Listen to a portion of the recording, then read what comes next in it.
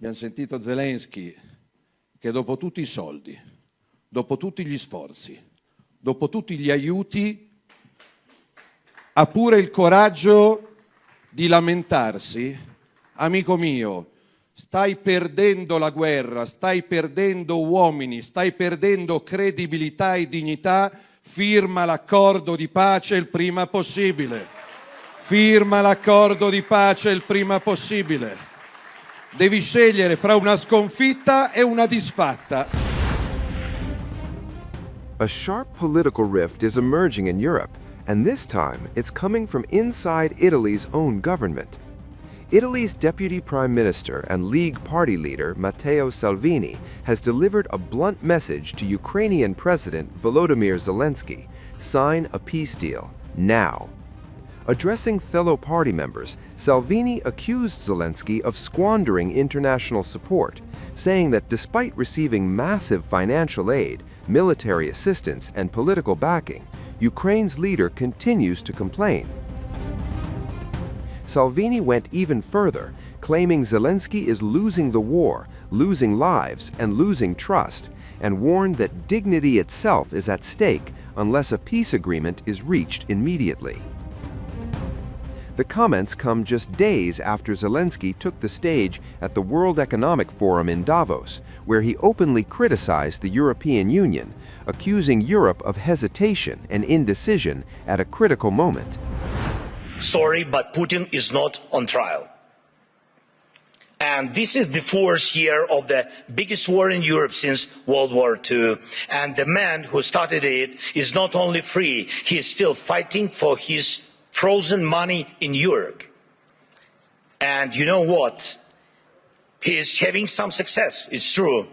It's Putin who's trying to decide how the frozen Russian assets should be used, not those who have the power to punish him for this war. Europe needs to know how to defend itself.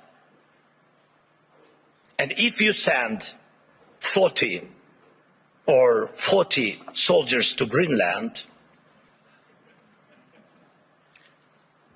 what is that for? What message does it send?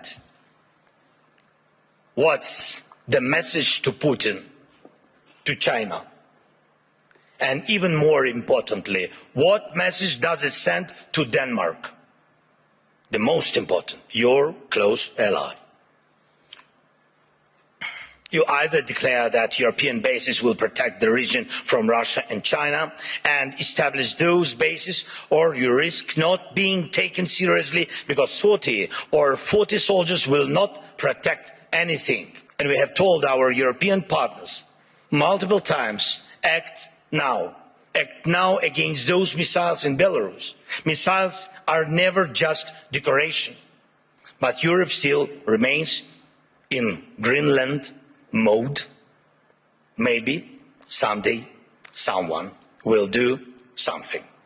Every victor who lives off European money while trying to sell out European interests deserves a smack upside the head. And if he feels comfortable in Moscow, it doesn't mean we should let European capitals become little Moscows.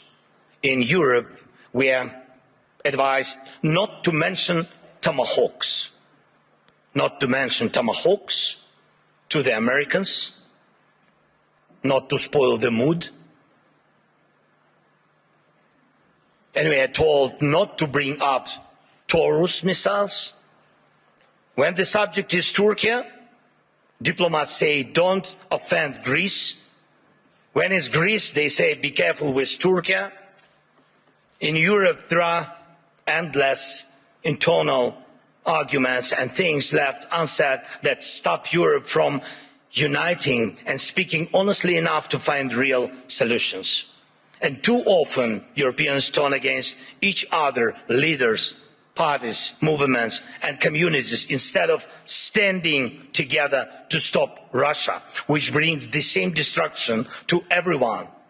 Instead of becoming a truly global power, Europe looks lost, trying to convince the US president to change.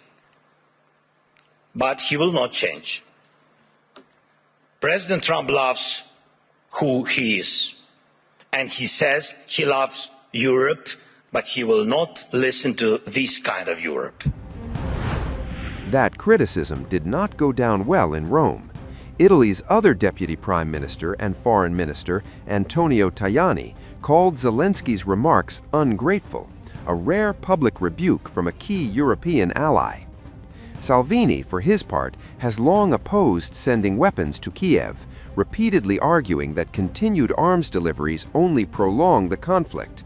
Yet, in a striking contradiction, Salvini's own party voted in parliament to extend aid to Ukraine until the end of the year, insisting, however, that future assistance should be limited strictly to civilian purposes.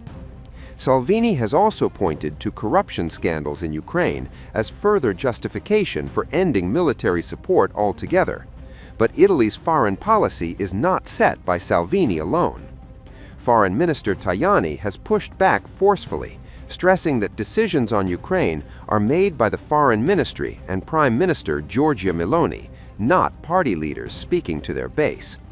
The result? A divided Italian government, a frustrated Europe, and a growing debate over how long support for Ukraine can hold, as calls for peace grow louder, even from within the West itself.